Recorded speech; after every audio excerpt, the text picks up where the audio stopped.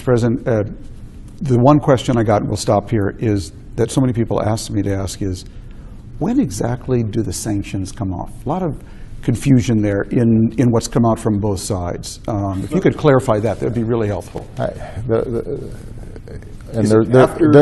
are still details to be worked out.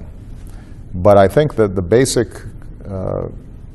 framework calls for Iran to take the steps that it needs to around Fordow and the centrifuges and so forth.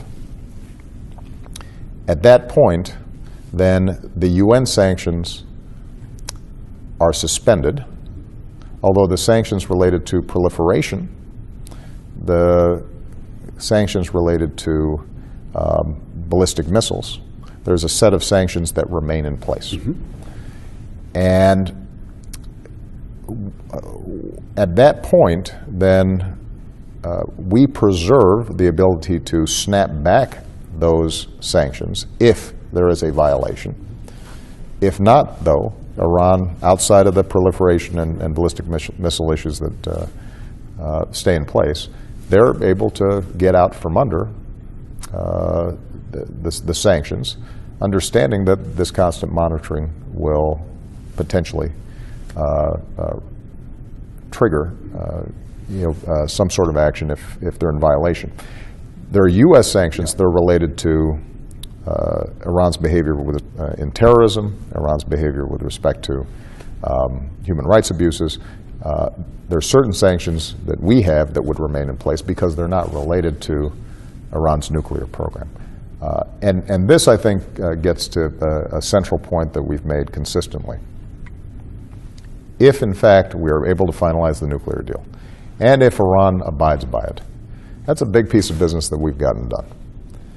But it does not end our problems with Iran, and we are still going to be aggressively working with our allies and friends to reduce and hopefully at some point stop the destabilizing activities that Iran has engaged in, the sponsorship of terrorist organizations.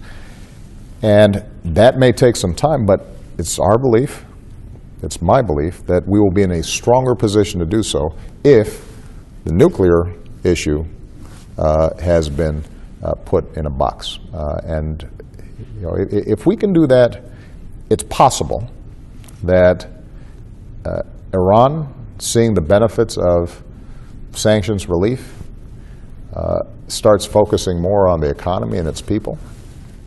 And investment will be coming investment starts coming in, and the country starts opening up. If we've done a good job in bolstering the sense of security and defense cooperation between us and the Sunni states, if we have made even more certain that the Israeli people are absolutely protected, not just by their own capacities, but also by our commitments, then what's possible is you start seeing an equilibrium in the region.